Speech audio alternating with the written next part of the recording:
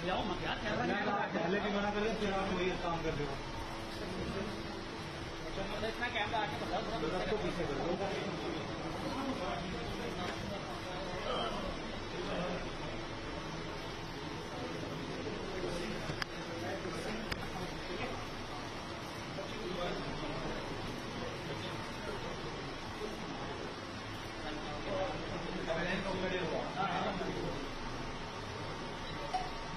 श्री बजरंगबली महाराज की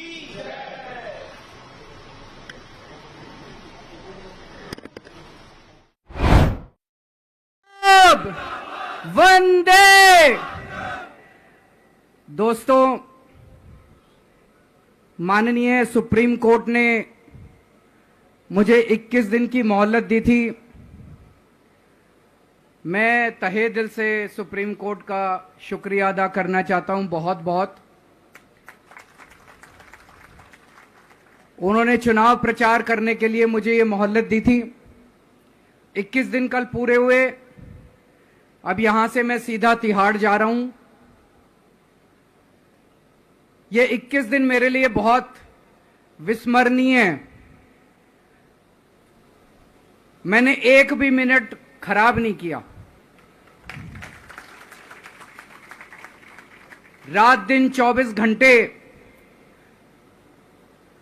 देश को बचाने के लिए प्रचार किया है। केवल आम आदमी पार्टी के लिए प्रचार नहीं किया, सारी पार्टियों के लिए प्रचार किया। बंबई भी गया, भिवंडी भी गया, हरियाणा भी गया, उत्तर प्रदेश भी गया, पंजाब भी गया, जमशेदपुर भी गया। जहां मौका मिला, जहां जिसने बुलाया, उसी के लिए प्रचार करने के लिए गया, देश बचाने के लिए। मेरे सामने देश था। आम आदमी पार्टी इंपॉर्टेंट नहीं है, आम आदमी पार्टी सेकेंडरी है, पहली हमारे लिए देश है। तो मैं दिल्ली के लोगों को कहना चाहता हूं, आज आपका बेटा दोबारा जेल जा रहा है, इसलिए नहीं कि मैंने कोई भ्रष्टाचार किया है, इसलिए कि मैंने तानाशाही के खिलाफ आवाज उठाने की जरूरत की है। इस प्रचार के दौरान एक सबसे बढ़िया बात यह हुई कि सारे देश के सामने प्रधानमंत्री श्री नरेंद्र मोदी जी ने यह कबूल किया कि उनके पास मेरे खिलाफ रत्ती भर भी सबूत नहीं है। हम कहते थे ना, जब भी हमसे पूछा जाता था कि भाई ये कह रहे हैं 100 करोड़ रिश्वत ली, 100 करोड़ रिश्वत ली, वो 100 करोड़ कहां गया? 500 से ज्यादा जगह तुमने रेड मार ली, कहीं चवन्नी मिली हो, अठन्नी मिली हो, 1 रुपया मिला हो, कहीं हमने खर्च किया हो, कहीं कैश पड़ा हो, कहीं लॉकर में मिला हो, कहीं स्विस बैंक में मिला, कहीं चवन्नी नहीं मिली, तो पैसा कहां गया? तो एक टीवी चैनल के इंटरव्यू में उस टीवी वाले ने मोदी जी से पूछा कि प्रधानमंत्री जी, ये केजरीवाल चारों तरफ कहता घूम रहा है कि आपके पास उसके खिलाफ कोई सबूत नहीं है, आपके पास उसके खिलाफ कोई रिकवरी नहीं है, फिर आपने उसको गिरफ्तार कैसे कर रखा है?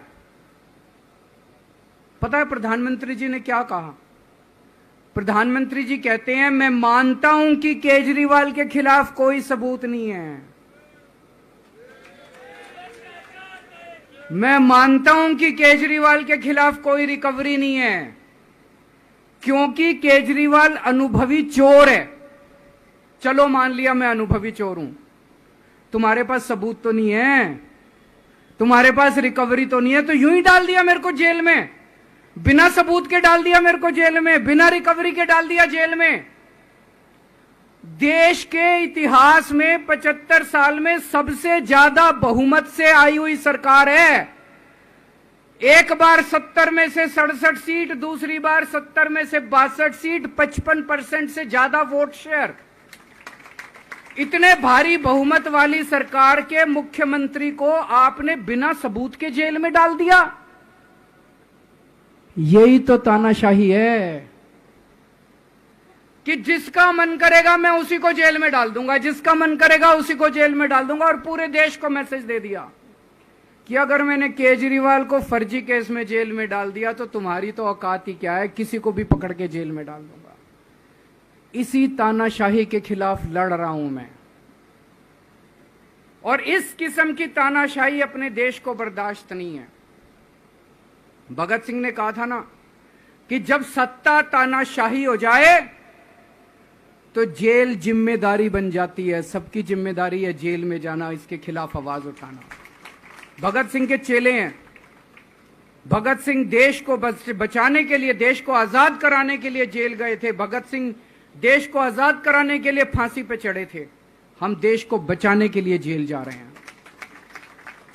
इस बार जब जा रहा हूं, मुझे नहीं पता अब मैं कब वापस आऊंगा, मुझे नहीं पता ये क्या करेंगे मेरे साथ जेल में, लेकिन मुझे कोई परवाह नहीं है, जो मर्जी करें। अगर भगत सिंह फांसी पे चढ़ गए, मैं भी फांसी पे चढ़ने के लिए तैयार हूं। मेरे शरीर का एक एक कतरा इस देश के लिए है, मेरे शरीर के खून की एक एक बूंद इस देश के लिए है, मेरे जीवन का एक एक पल देश के लिए।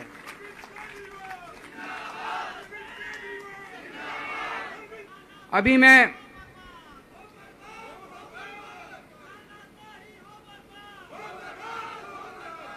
अभी राजघाट गया था सभी साथियों के साथ।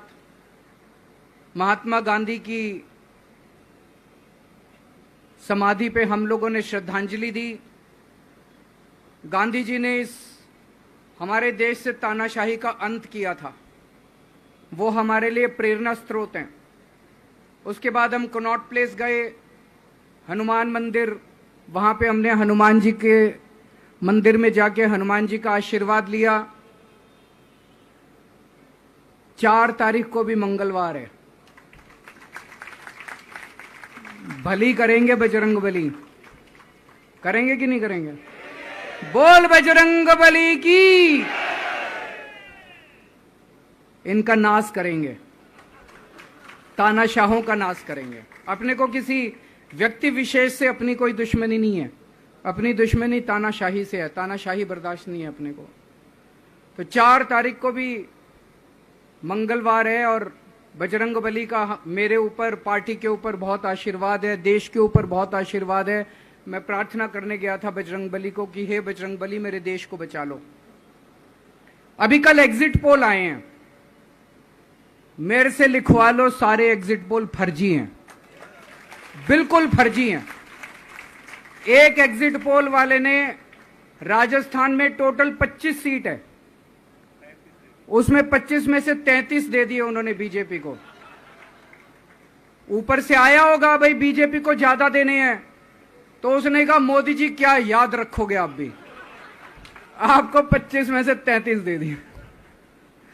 तो पूरा का पूरा फर्जी है, पूरा एग्जिट पोल फर्जी है। लेकिन असली मुद्दा यह है, इनको गिनती से 3 दिन पहले फर्जी एग्जिट पोल कराने की क्या जरूरत थी, ये समझने वाली बात है।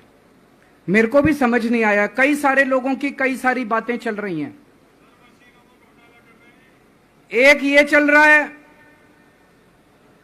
कि इन्होंने मशीनों का घोटाला कर दिया, लेकिन मैंने संदीप पाठक को भी बोला है और मैं सारे इंडिया गठबंधन की पार्टियों को बोलना चाहता हूं, अपने अपने काउंटिंग एजेंट को बोल दो, पूरी तरह से सतर्क रहे।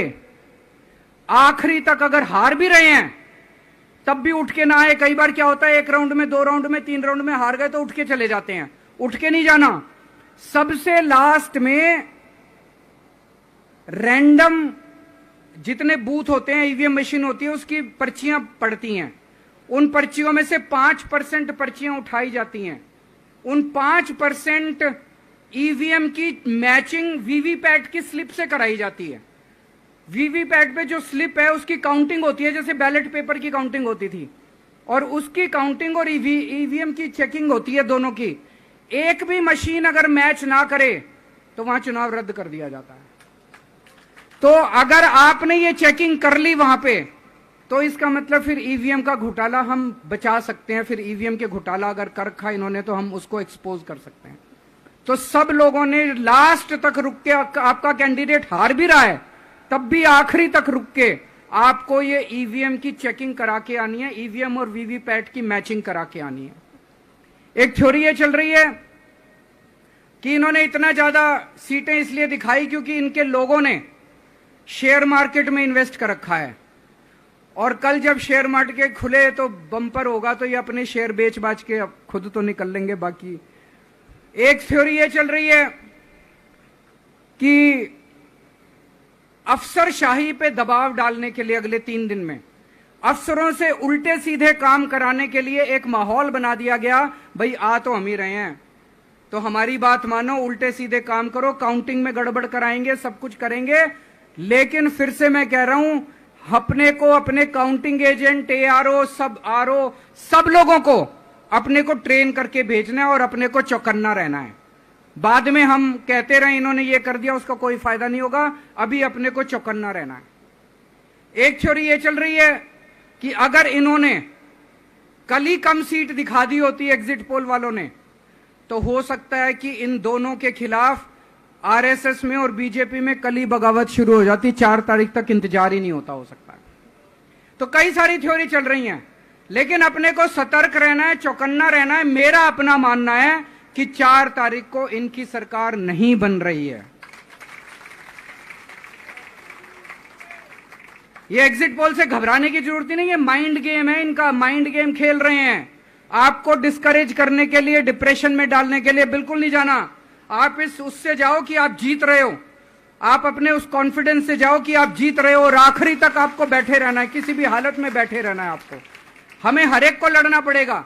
ये चुनाव किसी पार्टी का या किसी नेता विशेष का नहीं है। ये चुनाव इस देश को बचाने के लिए है, इस देश में जनतंत्र को बचाने के लिए है। जिसके लिए भगत सिंह, गांधी जी सब लोग लड़े थे, वही माहौल आज है। जिस तरह से हमने अंग्रेजों को हटाया था, आज इस सत्ता को अपने को हटाना है। तो मैं सभी, आप सब लोगों का, सभी साथियों का बहुत बहुत शुक्रिया अदा करना चाहता हूं। बहुत साथ मिला आप लोगों का इन 21 दिनों में। अब जब भी मैं लौट के आऊंगा फिर मिलेंगे आप लोगों से। तब तक के लिए अलविदा।